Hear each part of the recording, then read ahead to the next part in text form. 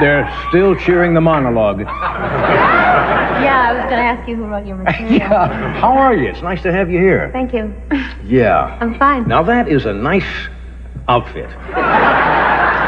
Thank you. You design a lot. Do you get into the design of your wardrobe? Well, when I'm doing a show, when I'm going on tour, or if I'm doing a movie, I collaborate with whoever the clothes designer is. But, no, I mean, what I'm wearing right now is just something I bought in a lingerie store. Oh, no, what? I may not be up on these things exactly, but what would you What call am I wearing? Yeah, if I went into a lingerie shop and I wanted to buy one of those for somebody. Come on, not for me, but for somebody.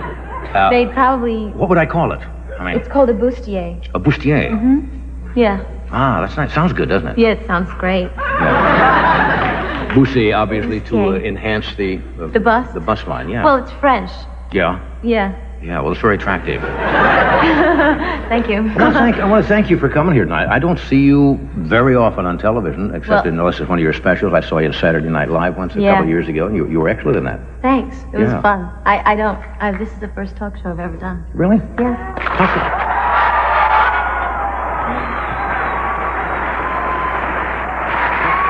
Can I ask you? How come?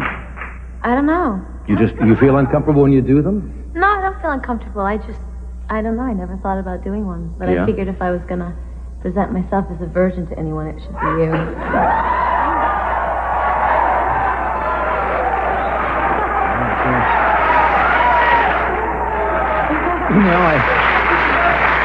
I suppose there has to be a first in my life.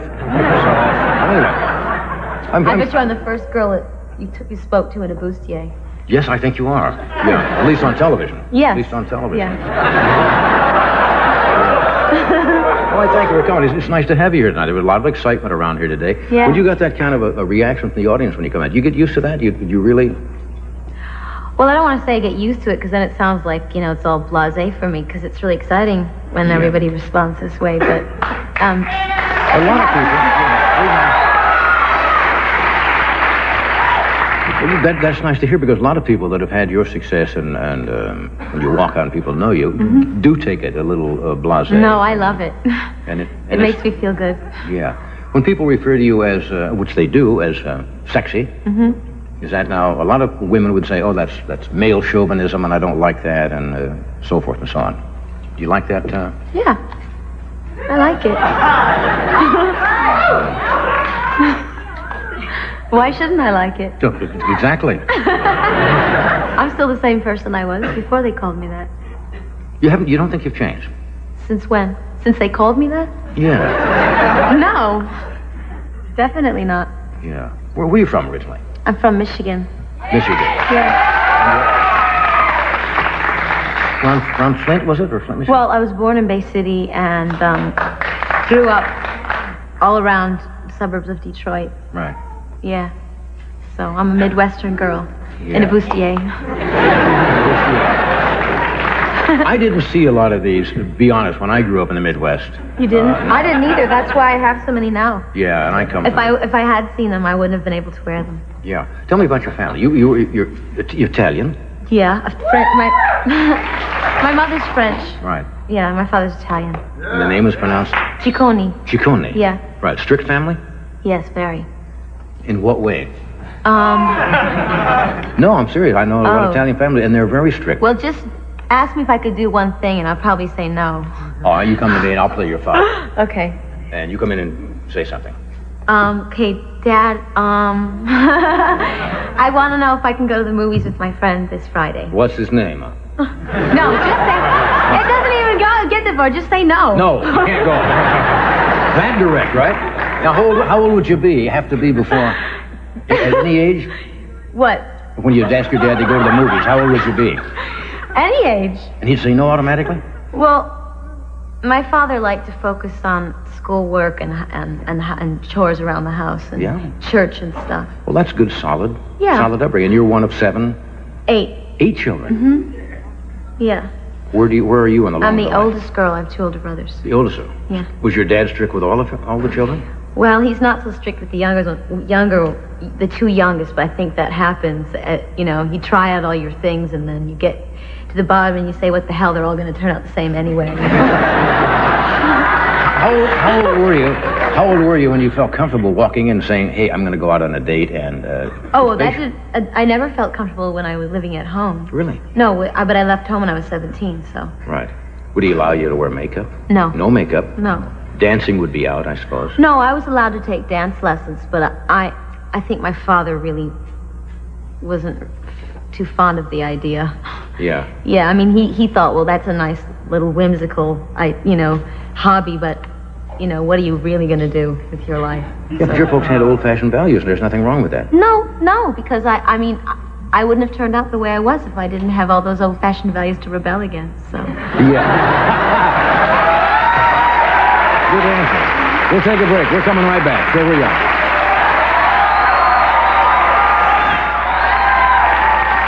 We're talking with Madonna.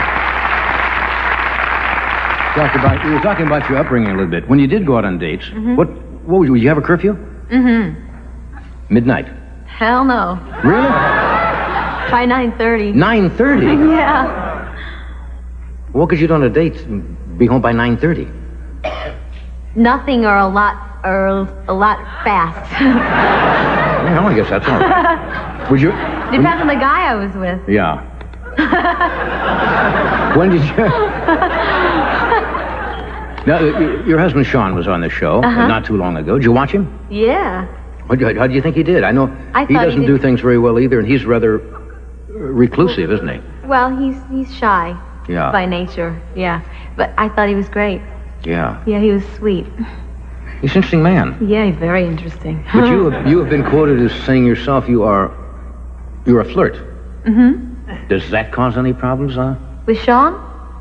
I think that deep down inside he knows that about me. And that he doesn't take it to heart. What? I flirt with everybody, though. I mean, I flirt with grandmothers and garbage men and stuff like that. Yeah? Yeah. It's part of my nature. Yeah. You're going out on tour for what? 3 months. Excuse me. There's something flying around here.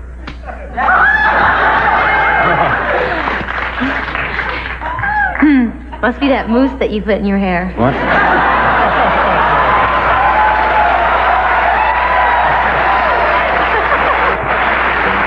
You want me to bring out the baton? You want me to bring out the baton? No, I'm just saying that because I know this girl who put mousse in her hair. It was made out of apple something or another, apple pectin, and all the insects? She had all these fruit flies flying around her head.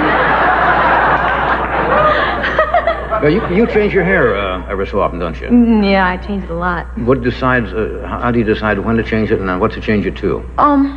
Well, I had a blonde for a while, and then after I did my movie, I had to bleach it so much that the roots wouldn't show. Yeah. Because my hair grows really fast, and that's a really long, somewhat hysterical process for me because I can't sit still. Right. So after the movie was over with, I said, forget it, I'm not bleaching it anymore, and just start to let my hair grow out. Then it grew out, and I made it dark, and then I was ready to go on tour, and I just felt like I wanted to have blonde hair again. Right. Yeah. It looks good on stage. Yeah. You mentioned during the break. You mentioned during the break that you're a big fan of Ray Charles. Oh, yeah, who's also love here him. tonight. He's Who great. else did you, when you were very young? Was I a big fan of? Yeah, who were you a big fan of? Oh, a lot of people. Well, I loved Shirley Temple, and I loved. Well, Shirley Temple was way before your time, really. Yeah, but I was a big fan of hers when I was a little girl. And then I was a big fan of movie stars. You name it, Marilyn Monroe. I mean, but I hate to say that because I always get that comparison. But You hate comparisons to other people? Well, they get a little tiresome after a Yeah. while, especially if they're the same thing over and over Yeah, again. and they compare you to Marilyn Monroe occasionally. Yeah, but that's just because we have the same hair color. That's where the comparison ends, as far as I'm concerned. Now, the movie you've done. Yeah. And we're going to show a little clip from it. Comes out in August. What are we going to see in the clip here? And you do this with an accent, do you not? Yeah, I'm not sure. I think it's either Queens or Bronx. I'm not sure. I just made it up in my head. An Eastern New York accent somewhere in Queens or the Bronx. I mean, I spent a lot of time in Manhattan. Yeah. It could be Brooklyn, but I spent a lot of time in Manhattan, and I heard it a lot. I don't know exactly where it's from, but right. Probably a combination of all New York accents, right? Yeah. So what's the scene? Is it the scene is I get released from jail, and this tax attorney guy comes to pick me up, Griffin Dunn. He comes to get me, and he's supposed to take me to the bus. That's all he has to do, just get me on the bus that takes me back home. But I don't want to get on the bus to go back home. I just got out of jail, and that's the last thing I want to do is go back home. And so I pretty much botch up all of his plans and for the next few days. And I somehow get the keys to his Rolls and get in and drive myself. And then I see a mall, and I really want to go shopping. I have been in jail for 4 years. What can a girl do? So so that's what the scene is. Okay, watch the monitor.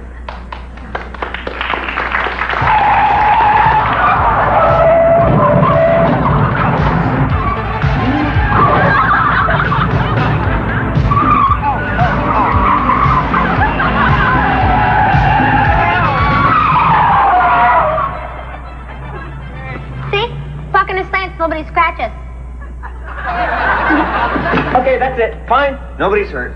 Nobody's hurt. Lon, don't be mad at me, okay? It's just that I've been stuck in that cage for 4 years, and I just went a little crazy, and it won't happen again. You're right. You're right. This will not happen again. But as long as we're here, can we go home for a few seconds? No. Please? No. Why not? The bus doesn't leave for half an hour, and I can't go back to Philly without any presents because my mom, she thinks I've been shopping. Shopping? For 4 years? Mm-hmm. So I can't exactly go back empty handed because it isn't very nice. All right. All right. 15 minutes. And then straight to the bus station. You promise? Promise. Who are you?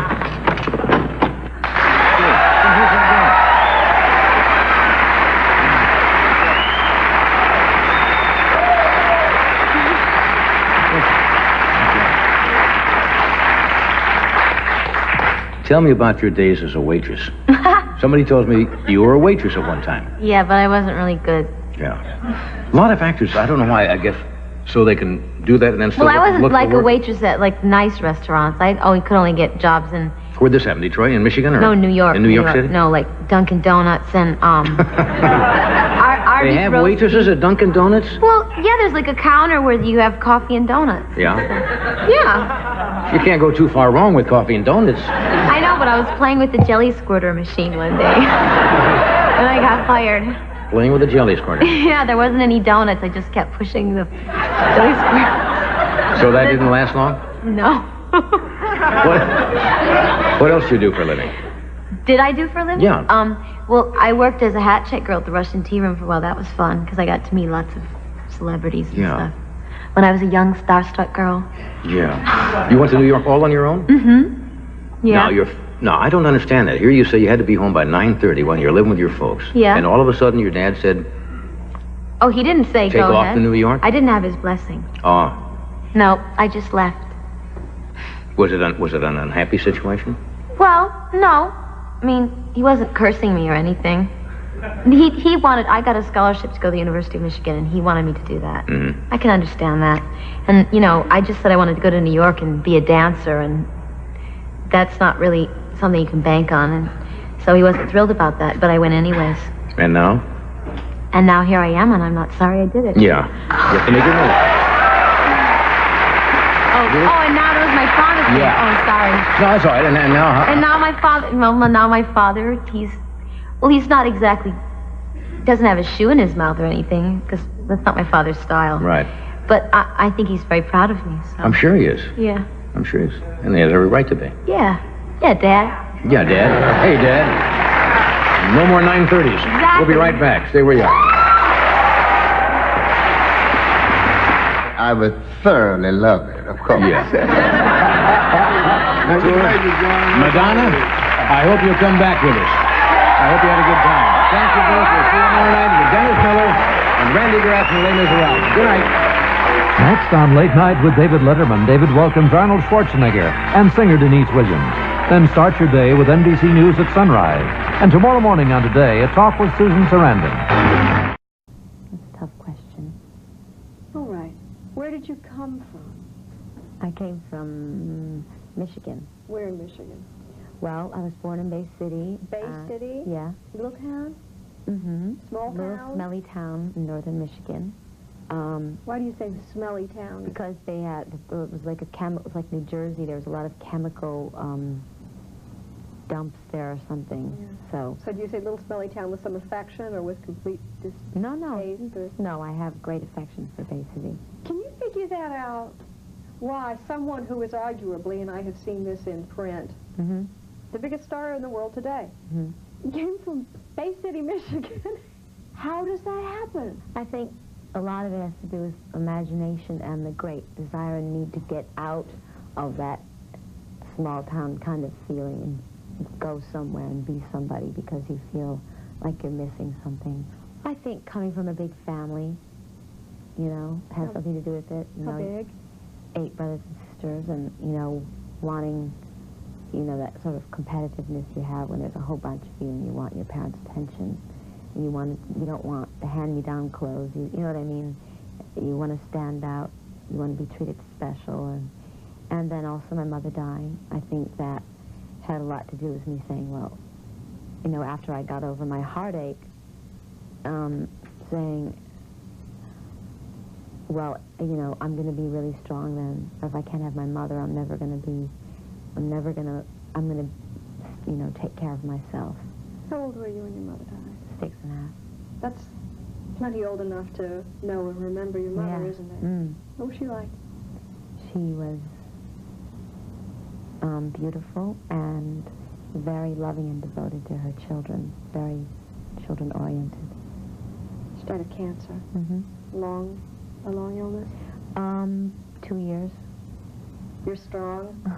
You are a strong person? I mean, it certainly is you give off strength. You really do, but one never knows if that is a cover-up? A cover-up, yeah. I think some of it is, you know. I think I have as many vulnerabilities as I have strengths. But the strengths usually overpower the weaknesses, hopefully. In a moment, Madonna on her marriage to Sean Penn and on the thin line between celebrity and privacy. When Time and Again continues.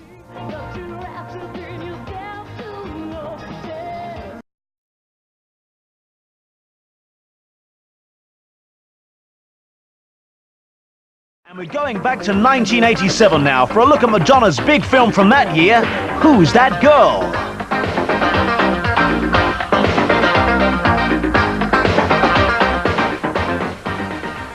Nikki Finn just spent 4 years in the slammer for a crime she didn't commit. Nicole Finn. That's me. Parole granted.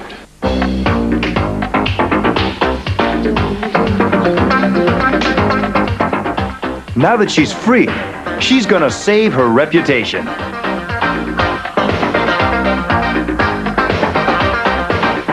I free now? Yeah, you're free. Good.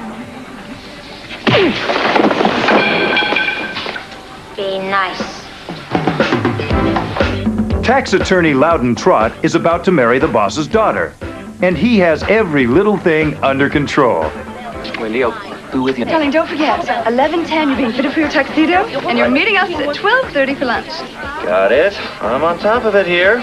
Well, thanks for calling, Milton. He even has time to do a small favor for his future father-in-law. A woman named Nikki Finn is being paroled from Rockford Correctional this afternoon. They're sending her home to Philadelphia. I want you to drive her to the bus station. Oh, dear Lord. But when Loudon meets Nikki, his ordered world begins to crumble, and a trip to the bus station becomes the ride of a lifetime. Hey, a wall! Are you on your mind?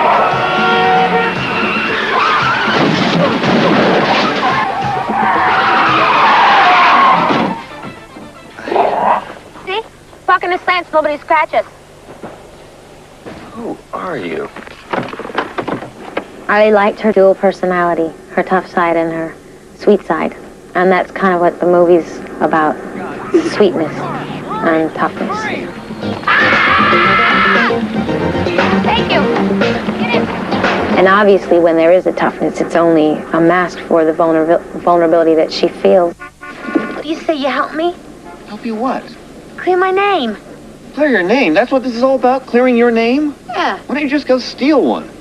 Come on, just help me out, and I'll be on the next bus, I swear to God, Trot. Don't send me back to Philly a murderess. He's never met anyone like this woman, and he is actually having sort of a good time. I mean, he has this sort of fascination, maybe a repellent one, but he's amazed at just how horrible everything is getting. And sometimes he just laughs, you know? I'm obviously chasing him, and he doesn't want to have anything to do with me. He's frightened of me. But he likes me, too. It's, you know, it's like any other relationship. One person is the pursuer, and the other person plays hard to get. You know what I think, Trot? I think that you want to stay with me. Yeah, but you just can't admit it. You think that I would want to stay with you? I mean, that I would actually want to stay with you? Do you believe this? Lady, I'm surprised your shadow keeps you company. All right, where's Murray? Along the way to clearing her name, Nikki and Loudon have all sorts of interesting encounters. Murray the Cougar stars as the rare Patagonian Felis concolor cougar, which Loudon must deliver to his most important client, played by Sir John Mills. Excuse the mess. I recently lost Elwood, my housekeeper. He quit? No. I lost him. I think he's in the West Wing somewhere. Haviland Morris is Wendy, undisputed Deb of the century, and Loudon's bride-to-be. Perhaps Burt Bacharach is right. Love, sweet love. Perhaps it really is the only thing this does too little of. I described it to someone recently. It's sort of like the whole family is a little bit overbred. You know, like when you know how if you have an Irish setter who's sort of, the genes are too good, they're a little nuts. Underground rock and roller Cody Mundy of Kid Creole and the Coconuts stars with Dennis Berkeley as the bald-headed bad guys who set Nikki up.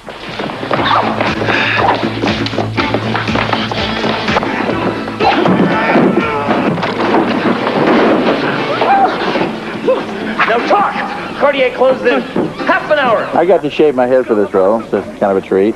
I wanted to look like my hero. That's right. And he told me to put baby lotion on it, or what is it? So you get diaper rash. No, yeah, well, you got to put ointment on it so that it doesn't get diaper rash. Infected, diaper rash, yeah, that kind of thing. In fact, if we put our heads together, it looks a lot like Kabottom, doesn't it? Yeah. Oh, Dad, you're so funny. Okay, cut. A sense of lighthearted fun pervaded the set of Who's That Girl, and director James Foley strove to capture this spirit on screen. And what I love so much about the script is that there is just an undeniable, effortless sweetness that permeates from frame one to the end. So even though she's an ex-con, and there's a wild animal, and there's all sorts of chases and guns and cops and robbers, it's all done in sort of the best kind of fantasy, sweet movie terms.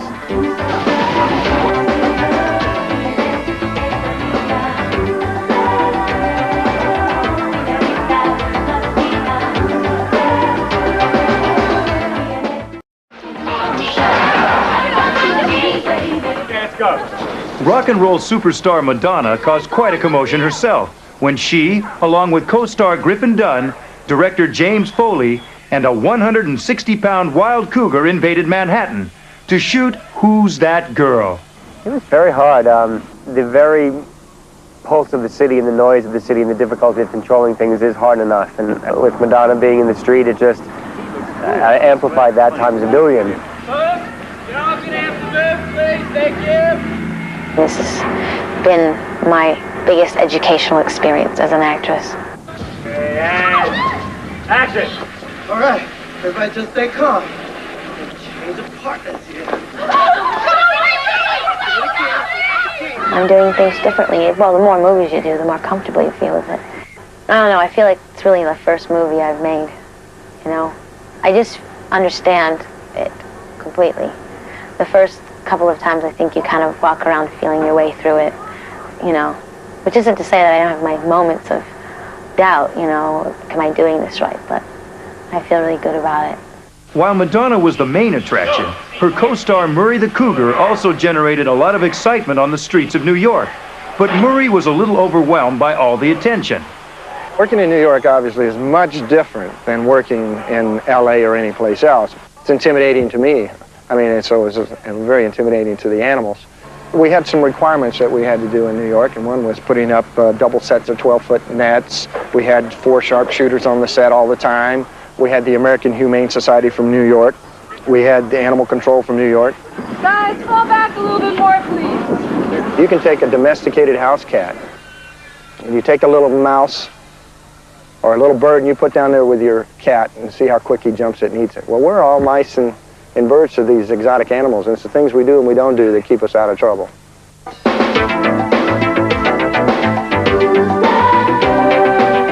Ever since she began turning out hit records, Madonna has been setting fashion trends. While creating a look for Nikki Finn, costume designer Deborah Scott never lost sight of Madonna's impact on the fashion world. In general, when I do a movie, I don't try to think about, oh, you know, are people in 6 months, are people going to be wearing this? But with something like this, you do take that into account because there's, you know, teenagers all over America that sort of follow her style. And that it definitely has an influence. I don't think it makes you decide what she's going to wear on that basis, but you're always thinking about it. She's crazy! Look how she's dressed! I mean, there's no escaping the fact that Madonna's who she is, and even though she's playing a character, you're dressing a personality who makes quite a statement of her own. And no matter what she wears would be a statement. No statement would be some statement. I am late. Just overcommitted myself. You understand, huh? No problem at all. Please take a seat. Who is that? Shh, don't do just me. Nobody ignores Nikki Finn.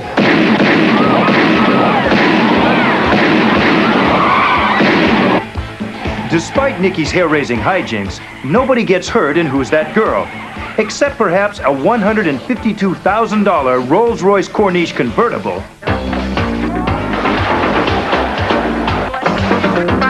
4 different Rolls-Royces were used and abused during the film shoot. Bashed, battered, stripped, and spray-painted, one Rolls eventually falls apart from fatigue. Background! Action! But for Madonna, the main concern on the set of Who's That Girl was keeping the material fresh and funny. And that meant trusting director Foley's instincts. You think I'm going too slow? No, you're going faster. I'm going as fast as my tight skirt will carry me. We do takes and takes and takes, and a way I was sure was going to work, and then Jamie would suggest trying just one little thing different, and I would swear that was completely wrong and be so adamant about it, and then I'd do it and realize that he was completely right. Then I'd have to eat my shoe or something. But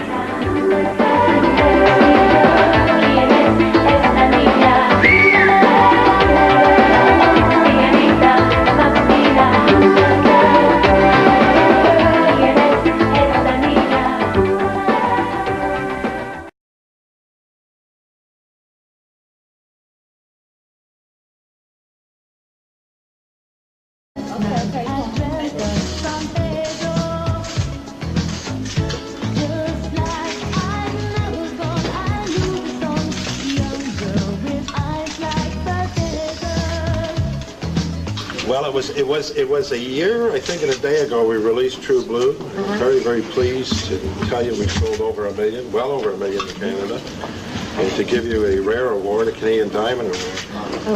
And here we are. Diamond's our girl's best friend. Thank you.